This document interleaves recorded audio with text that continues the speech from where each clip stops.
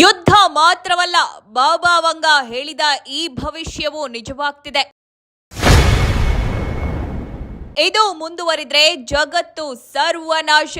ತಮ್ಮ ಭವಿಷ್ಯವಾಣಿಗಳಿಂದಲೇ ವಿಶ್ವವಿಖ್ಯಾತಿಯಾಗಿರುವ ಬಾಬಾ ವಂಗ ಅವರು ಮತ್ತೊಮ್ಮೆ ಸುದ್ದಿಯಲ್ಲಿದ್ದಾರೆ. ಅದೇನೆಂದ್ರೆ, ಅವರು ನುಡಿದಿರುವ ಭವಿಷ್ಯವಾಣಿಗಳು ಮತ್ತೆ ನಿಜವಾಗುತ್ತಿವೆ. ಪ್ರಸ್ತುತ ಇಸ್ರೇಲ್ ಮತ್ತು ಅಮೆರಿಕ ಒಟ್ಟಿಗೆ ಸೇರಿ ಇರಾನ್ ಮೇಲೆ ಯುದ್ಧ ಮಾಡುತ್ತಿರುವುದು ಗೊತ್ತೇ ಇದೆ. ಇಂಥದ್ದೊಂದು ಸನ್ನಿವೇಶ 2026ನೇ ಇಸವಿಯಲ್ಲಿ ಬರುತ್ತೆ ಎಂದು ಬಾಬಾ ವಂಗ ಮೊದಲೇ ಹೇಳಿದ್ದರು. ಇದೀಗ ನಿಜವಾಗಿದೆ. ಈ ಒಂದು ಸಂಘರ್ಷ ಇಲ್ಲಿಗೆ ನಿಂತರೆ ಇಡೀ ಭೂಮಿಗೆ ಒಳ್ಳೆಯದು.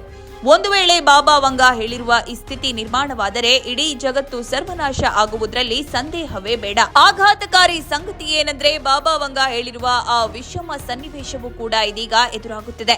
ಈ ಸನ್ನಿವೇಶ ದೀರ್ಘಕಾಲ ಉಳಿದ್ರೆ ಇಡೀ ಜಗತ್ತಿನಲ್ಲಿ ಅಲ್ಲೋಲ ಕಲ್ಲೋಲ ಉಂಟಾಗಿ ವಿಶ್ವ ನಾಶವಾಗುತ್ತೆ. ಪ್ರಪಂಚದ ಅನೇಕ ದೇಶಗಳ ನಡುವೆ ಯುದ್ಧ ನಡೆಯುತ್ತದೆ ಮತ್ತು ಆ ಯುದ್ಧ ಕ್ಷಾಮ ಮತ್ತು ಆರ್ಥಿಕ ಸಮಸ್ಯೆಗಳಿಗೆ ಕಾರಣವಾಗುತ್ತೆ ಎಂದು ಬಾಬಾ ವಂಗ ಭವಿಷ್ಯ ನುಡಿದಿದ್ದರು. ಅವರು ಭವಿಷ್ಯ ನುಡಿದಂತೆ ಭಾರತದಲ್ಲಿ ಸಿಲಿಂಡರ್ಗಳ ಕೊರತೆ ಮತ್ತು ಪೆಟ್ರೋಲ್ ಮತ್ತು ಡೀಸೆಲ್ ಕೊರತೆ ಇದೆ. ಇದು ಇನ್ನೂ ದೊಡ್ಡ ಪ್ರಮಾಣದಲ್ಲಿ ಸಂಭವಿಸಿಲ್ಲ. ಒಂದು ವೇಳೆ ಈ ಸಮಸ್ಯೆ ಮುಂದುವರಿದ್ರೆ ದೇಶದ ವ್ಯವಸ್ಥೆ ಹದಗೆಡಲಿದೆ. ಇದೇ ಸಮಸ್ಯೆ ಇಡೀ ಜಗತ್ತಿನಾದ್ಯಂತ ಹರಡಿದ್ರೆ ಅನೇಕ ಸಮಸ್ಯೆಗಳು ಉಲ್ಬಣಗೊಂಡು ಸಾಕಷ್ಟು ತೊಂದರೆಯಾಗಲಿದೆ. ಏಕೆಂದ್ರೆ ತೈಲ ಮತ್ತು ಇಂಧನ ಇಂದು ಜೀವನದ ಅವಿಭಾಜ್ಯ ಅಂಗವಾಗಿದೆ.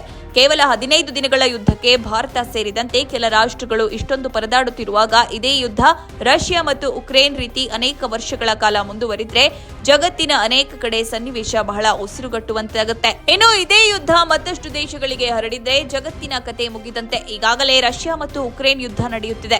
ಇನ್ನೊಂದೆಡೆ ದಕ್ಷಿಣ ಕೊರಿಯಾ ಮತ್ತು ಉತ್ತರ ಕೊರಿಯಾ ನಡುವೆಯೂ ಪರಿಸ್ಥಿತಿ ಚೆನ್ನಾಗಿಲ್ಲ. ಭಾರತ ಮತ್ತು ಪಾಕಿಸ್ತಾನ ಸ್ಥಿತಿಯನ್ನು ವಿಶೇಷವಾಗಿ ಹೇಳಬೇಕಿಲ್ಲ. ಯಾವಾಗ ಏನು ಬೇಕಾದರೂ ನಡೆಯಬಹುದು.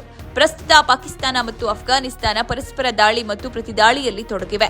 ಅತ್ತ ಚೀನಾದವರು ಮತ್ತು ತೈವಾನ್ ನಡುವಿನ ಮುಸುಕಿನ ಗುದ್ದಾಟ ದಿನದಿಂದ ದಿನಕ್ಕೆ ಬೆಳೆಯುತ್ತಿದೆ. ಈಗಾಗಲೇ ವೆನೆಜುವೆಲಾ ಮೇಲೆ ದಾಳಿ ಮಾಡಿರುವ ಅಮೆರಿಕದ ಕಣ್ಣು ಇದೀಗ ಇರಾನ್ ಮೇಲೆ ನೆಟ್ಟಿದೆ.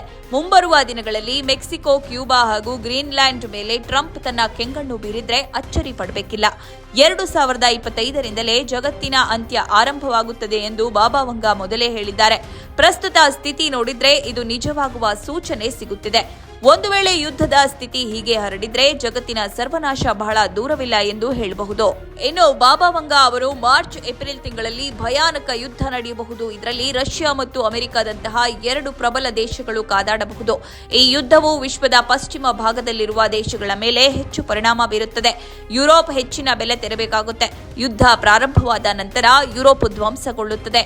ರಷ್ಯಾ ಸೂಪರ್ ಪವರ್ ಆಗುತ್ತದೆ ಎಂದು ಬಾಬಾ ವಂಗ ಭವಿಷ್ಯ ನುಡಿದಿದ್ದಾರೆ.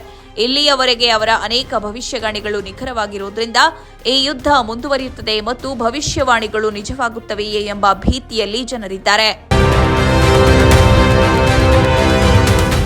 ಯಾರಿ ಬಾಬಾ ವಂಗ? ವರದಿಗಳ ಪ್ರಕಾರ ಬಾಬಾ ವಂಗ ಅವರು 1911ರಲ್ಲಿ ಉತ್ತರ ಮ್ಯಾಸಿಡೋನಿಯಾದ ಸ್ಟ್ರುಮಿಕಾದಲ್ಲಿ ಜನಿಸಿದ್ರು. ಅವರ ಮೂಲ ಹೆಸರು ವಾಂಜೆಲಿಯಾ ಪಾಂಡೆವಾ ಡೆಮಿಟ್ರೋವಾ ಎಂದು. ತಮ್ಮ 12ನೇ ವಯಸ್ಸಿನಲ್ಲಿ ಭಾರಿ ಚಂಡಮಾರುತದ ಸಮಯದಲ್ಲಿ ನಿಗೂಢವಾಗಿ ದೃಷ್ಟಿ ಕಳೆದುಕೊಂಡ್ರಂತೆ. 1996ರಲ್ಲಿ ಮೃತಪಟ್ಟಿರುವ ಬಾಬಾ ವಂಗ 5079ನೇ ಇಸವಿಯವರೆಗೂ ಏನಾಗಲಿದೆ ಎನ್ನುವುದನ್ನು ಕಂಡುಕೊಂಡಿದ್ದಾಗಿ ಹೇಳಿದ್ದು, ಅದನ್ನು ಸಮಾಜಕ್ಕೆ ತಿಳಿಸಿಯೇ ಕೊನೆಯುಸಿರೆಳೆದಿದ್ದರು ಎಂದು ಹೇಳಲಾಗಿದೆ.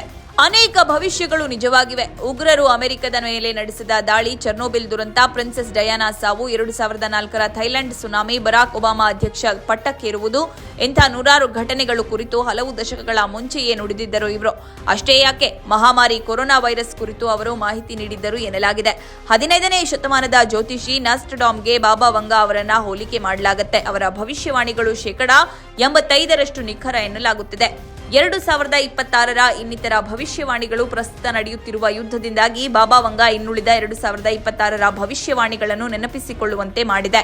ಬಾಬಾ ವಂಗ ಹೇಳಿದಂತೆ ಈ ವರ್ಷ ರಷ್ಯಾದಲ್ಲಿ ಹೊಸ ನಾಯಕ ಹೊರಹೊಮ್ಮುತ್ತಾನೆ. ಆ ನಾಯಕನನ್ನು ಜನರು ವಿಶ್ವ ನಾಯಕ ಅಂತ ಆಚರಿಸುತ್ತಾರಂತೆ. ಆತ ಅಂತಾರಾಷ್ಟ್ರೀಯ ಶಕ್ತಿ ಸಮೀಕರಣವನ್ನು ಬದಲಾಯಿಸುತ್ತಾನಂತೆ.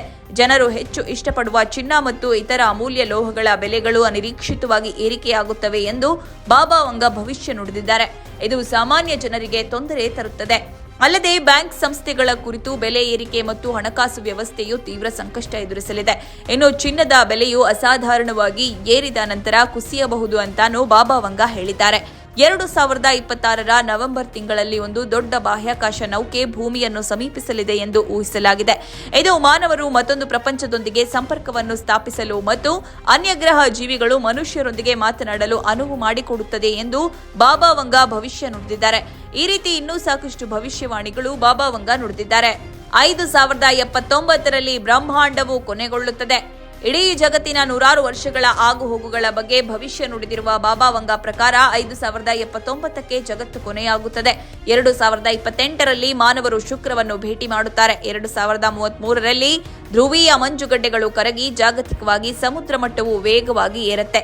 ಮುಸ್ಲಿಮರು 2043ರಲ್ಲಿ ಯುರೋಪ್ ಅನ್ನು ಆಳುತ್ತಾರೆ. 2076ರಲ್ಲಿ ಕಮ್ಯುನಿಸಂ ಪ್ರಪಂಚದಾದ್ಯಂತ ಹರಡುತ್ತದೆ. 2130ರಲ್ಲಿ ಮಾನವರು ಅನ್ಯಗ್ರಹ ಜೀವಿಗಳೊಂದಿಗೆ ಸಂಪರ್ಕ ಹೊಂದುತ್ತಾರೆ. 2170ರಲ್ಲಿ ಭೂಮಿಯ ಬಹುತೇಕ ಭಾಗಗಳಲ್ಲಿ ಬರ ಉಂಟಾಗುತ್ತದೆ. 3005ರಲ್ಲಿ ಭೂಮಿಯು ಮಂಗಳದ ನಾಗರಿಕತೆಯೊಂದಿಗೆ ಯುದ್ಧದಲ್ಲಿ ತೊಡಗುತ್ತೆ. 3797ರಲ್ಲಿ ವಾಸಯೋಗ್ಯವಲ್ಲದ ಕಾರಣ ಮಾನವರು ಭೂಮಿಯಿಂದ ಸ್ಥಳಾಂತರವಾಗುತ್ತಾರೆ ಮತ್ತು 5079ರಲ್ಲಿ ಬ್ರಹ್ಮಾಂಡವು ಕೊನೆಗೊಳ್ಳುತ್ತದೆ ಎಂದು ಬಾಬಾ ವಂಗಾರ ಭವಿಷ್ಯವಾಣಿಗಳಾಗಿವೆ. ಅಂದಾಗೆ ಈ ಭವಿಷ್ಯವಾಣಿಗಳು ಬಾಬಾ ವಂಗಾ ಅವರ ಅನುಯಾಯಿಗಳಿಂದ ವ್ಯಾಖ್ಯಾನಿಸಲ್ಪಟ್ಟಿವೆ ಹೊರತು ಅದಕ್ಕೆ ನಿಖರ ದಾಖಲೆಗಳಿಲ್ಲ. ಹೀಗಾಗಿ ಈ ಭವಿಷ್ಯವಾಣಿಗಳನ್ನು ಕೇವಲ ಮನರಂಜನೆಯಾಗಿ ಅಥವಾ ಚಿಂತನೆಗೆ ಒಳಪಡಿಸಿ ನೋಡಿ. ಯಾವುದೇ ಕಾರಣಕ್ಕೂ ವೈಜ್ಞಾನಿಕವಾಗಿ ನಂಬಬೇಡಿ.